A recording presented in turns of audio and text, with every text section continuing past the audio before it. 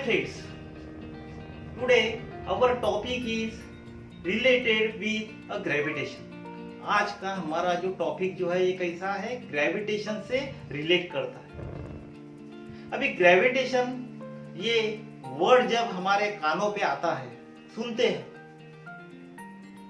तब हमको एक ही नाम जो है याद आता है, that is nothing but the name is nothing but Newton, the great Newton. अभी ये न्यूटन का जो कंट्रीब्यूशन जो है, contribution of a Newton in the field of the physics is a very very important, बहुत ही इंपॉर्टेंट है। Physics में से यदि हम न्यूटन का वर्ड जो है निकाल भी देते हैं तो उसकी जगह कोई भी ले नहीं सकता है। So Newton played a very important role in the physics and the maths also. अभी न्यूटन जो है उनका चाइल्डहुड जो है हम देखेंगे, बचपना जो है उनका देखेंगे, किस प्रकार का था उनका बचपना, किस प्रकार से उनकी स्किल जो है डेवलपमेंट हुई है, which are the main factors that are the responsible for developing the skill of the research and the thinking. So when he was in the childhood, जब बचपन में जब छोटे जब थे वो, तब उनको सोचने की बहुत आदत थी। ऐसे एक समय पे ये एप्पल जो है, एप्पल ट्री के नीचे में, एप्पल का जो झाड़ जो है, सफरचंद जो है उसका झाड़ जो है, उसके नीचे में ये बैठते रहते, सभी जन बैठते रहते। बच्चा है, कहीं ना कभी घूमने की आदत रहती है, इसको बोलने की आदत रहती है, तो उसको बैठा होगा वो नीचे। ही वॉज थिंकिंग समथिंग, क्योंकि उस प्रकार का जो है गुण जो है था उनमें था। जब वो नीचे में बैठे थे, झाड़ के नीचे में बैठे थे, he was in the sitting position under a tree of apple. While seeing here and there, he found that, उनको ऐसा पता लगा कि एप्पल जो है ये नीचे में गिर रहे हैं। एप्पल का जो झाड़ जो है उसको जो एप्पल जो लगे थे, these apples that are falling on the surface of that the ground. उसको बहुत ताजुब लगा कि ये जो है एप्पल जो है नीचे में गिर रहे हैं। And how was this? These are in the vertically downward direction, vertically downward direction में गिर रहे हैं। उनको पता लगा कि ये जो एप्पल जो है why they are falling in the vertically downward direction, क्यों ऊपर में क्यों नहीं आ रहे, ये साइड में क्यों नहीं जा रहे, इधर क्यों नहीं जा रहे। तो उनके मन में बहुत सारा विचार आया, सोचा उन्होंने, and that was the main reason, या इवेंट बोल सकते हम, जो हम देख सकते, that reason, that event which is the responsible for becoming such a type of the great scientist. ये इस प्रकार का इवेंट उनके मन में ये रिस्पॉन्सिबल है कि इस प्रकार का साइंटिस्ट जो है ये हो पाए। नाउ उसके बाद में उन्होंने सोचा कि ये एप्पल जो इधर क्यों नहीं गए, इधर क्यों नहीं गए, जाना चाहिए था, but why they fall down on the surface of that the ground? He researched on it too much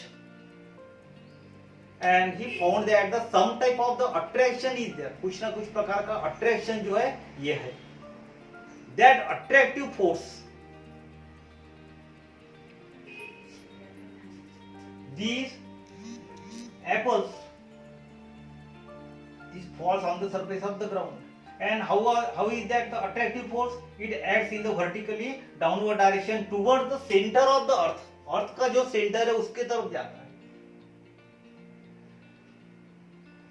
There is the moon is also there, उनमें भी उन्होंने रिसर्च किया कि is there any attraction between the moon and the earth, earth और moon जो है उनके बीच में भी कोई अट्रैक्शन है। उसके बाद में moon revolve around the earth, earth also revolve around the sun. Is there any attraction?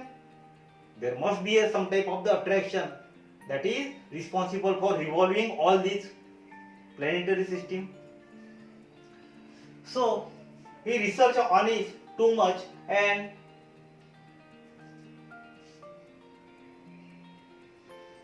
after researching on this, he discovered some type of that the laws of the motion. उन्होंने गहरी उसमें रुचि दिखाई, बहुत deep उन्होंने study किया। उनका जो study जो था कैसा डीप था, and to the verification, verify, पूरा वेरीफाई होना चाहिए, ऐसे किसने बोल दिया वैसा नहीं है। He made his research too much on the laws of the motion. After that, equation of the motion and the theory of the gravity. ये जो पूरा का पूरा जो नॉलेज जो है उन्होंने एक ही बुक में लिखा, that is nothing but the Principia. Principia नाम का उन्होंने बुक लिखा, उसमें ये पूरा का पूरा दिया गया। And he also made a research completely on the detail on the light, heat and the mathematics also. Mathematics की जो दूसरी जो एक ब्रांच जो है कैलकुलस, उनके बारे में भी उन्होंने बहुत सारा अध्ययन किया, रिसर्च किया। So their contribution is the too much important in the field of the physics, specially in the field of science. Now at that time the one scientist was there, Kepler. He was also study too much on the planetary motion. Planetary motion जो है उसके बारे में उन्होंने क्या बहुत सारा research किया। He also stated that the some type of the motion is there in the universe. He stated that the planetary motion is there, but he failed to give a reason why this planetary motion is there. हो सकता उसके बाद में उनकी death हो गई होंगी या कुछ भी। He fail to stated complete reason of it. Reason उन्होंने दिया नहीं था कि why this planetary motion is there. But scientist Newton, he also made a complete research on it. उन्होंने बहुत सारे रिसर्च उस पर किया, एंड ही थियोरेटिकली प्रूव्ड। उन्होंने क्या किया, थियोरेटिकली उन्होंने प्रूव किया कि प्लैनेटरी मोशन जो है उसके लिए कुछ ना कुछ प्रकार का फोर्स जो है ये एग्जिस्ट करता है। And he derive, verified completely the theory related with the motion. Now you see his contribution in the field of the motion. He researched on the motion and gave us the laws of the motion. हमको laws of motion के बारे में उन्होंने बताया, that is nothing but the Newton's law of the motion. उन्होंने बताया कि there exist some type of the gravitational force, some type of the force is there in between that the two object on the surface of the पृथ्वी पे या अर्थ पे जो भी कोई दो ऑब्जेक्ट रहेंगे उनके बीच में कौन फोर्स रहेगा, कौन सा भी। यूनिवर्स में भी रहेंगे तो भी उसके बीच में फोर्स रहेगा। There is some type of the force is there. Now what that the Newton's first law of motion says, Newton's first law of motion is related with a force. आपको force का knowledge है तो ये बराबर आएगा। We have already taken a session on a force. जिनको मालूम नहीं है फोर्स क्या है, you can see our previous video which is related with a force. In that we have cleared all the concepts which are related with the force and their effects. Now come to this original point now, Newton's first law of motion. What that says, an object continues to remain at the rest or in a state of uniform motion along a straight line unless an external unbalanced force act on it. अभी ये simple तरीके से बता रहे, जो भी कोई body एक जगह पर यहाँ खड़ी है, ये this is the white board, it is in the state of rest position. Now this I want to remove this white board to this side. So what I will have to do? I will have to give some external force. इसको external force मुझे apply करना पड़ेगा यहाँ से, तो ये white board जो है इधर का उधर चले जाएगा. Means as the body it is in the state of rest position. If you have to move that body from state of rest position to the state of motion, you will have to apply some external unbalanced force. Very important, external unbalanced force. आपको unbalanced force और balanced force मालूम चाहिए. जिनको मालूम नहीं, you can see our previous video. हमने दिया है उसमें. You must know the concept of balance and the unbalanced force.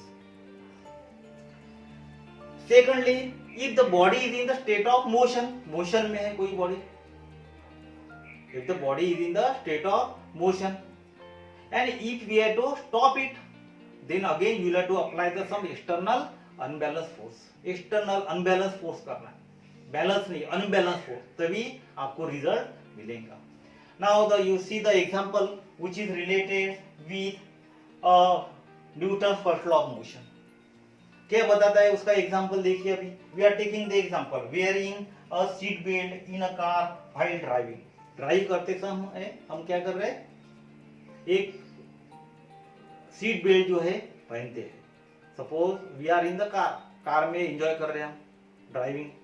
Driver जो है बैठा है वहां, ड्राइवर भी लगाता है belt, and you are sitting in that, you are in the sitting position in the car. Car में बैठे आप, सीट बेल्ट लगाया है सेफ्टी के लिए, and it is in the state of rest position. Now see here, ये car जो है कैसी है, it is in the state of rest position, rest position पे. And suddenly driver start his car, उसकी कार जो है सडनली शुरू कर देता है. Then at that time what happens, your body it gets, position of your body it gets change. आपकी body की पोजीशन जो है क्या चेंज हो जाती है, एकदम सामने चली जाती है. पोजीशन जो है आपकी चेंज हो जाती है. यहाँ बैठे आप और एकदम से उसने शुरू कर दिया, आप आगे जाएंगे कि पीछे जाएंगे, you will go toward the backward position. Means it is related with a motion. Suppose your car is in the speed position, motion में है, स्पीडली है बहुत. Suddenly someone comes in front of your car and driver applies the brakes.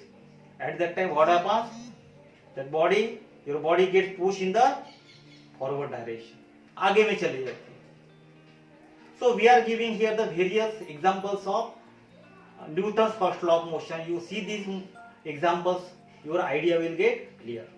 Now you see the next is the Newton's second law of motion. How it is? Rate of change of momentum is directly proportional to the applied force. Rate of change of momentum, rate of बोला है, time is there. Momentum, momentum को simple language में यदि हमको बताना है तो क्या है, it is a quantity of motion. Motion की quantity कितनी है, quantity of motion, fast है slow है, is directly proportional to the applied force. बराबर है. आपकी मोशन ज्यादा होंगी तो आपने ज्यादा फोर्स अप्लाई किया होगा, या आपका फोर्स सब ज्यादा है तो ज्यादा आपका मोशन रहेगा. यदि suppose we have taken here one ball, example यहाँ दिया ही होंगे, राइडिंग बाइसिकल. बाइसिकल जो है हम क्या चला रहे हैं, स्लोली चला रहे. एक जन someone is enjoying the bicycle very slowly, धीरे धीरे चला रहा. Why? Because he is using a very less force. Force जो है कम फोर्स से वो पैडलिंग जो है कर रहा है. Means the momentum is less. Why momentum is less? Because the force is less, force कम लगा है.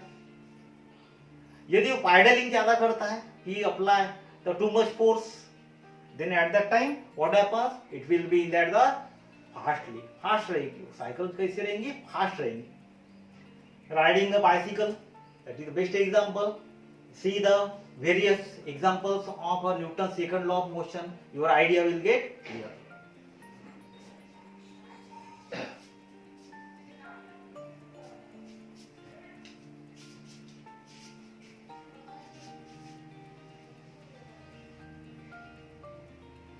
Now you see the next is the Newton's third law of motion.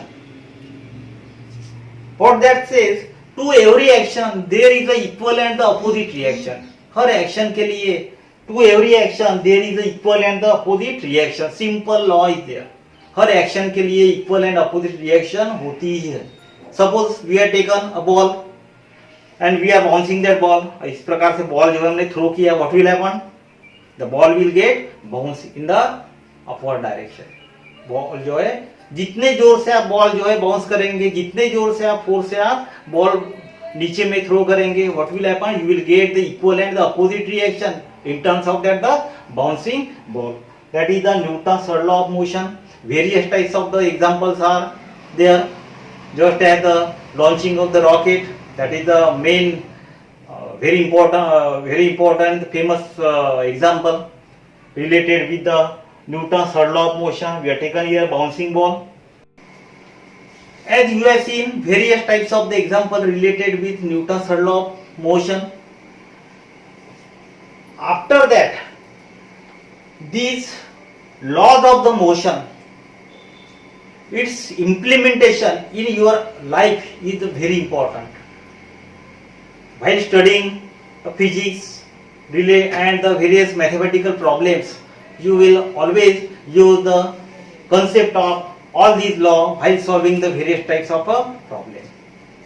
हमारे नए नए वीडियो देखने के लिए सब्सक्राइब करके बेल आइकॉन पे क्लिक करना मत भूलिए. If you have any type of difficulty, ask me in a comment box. I will try to give your answer.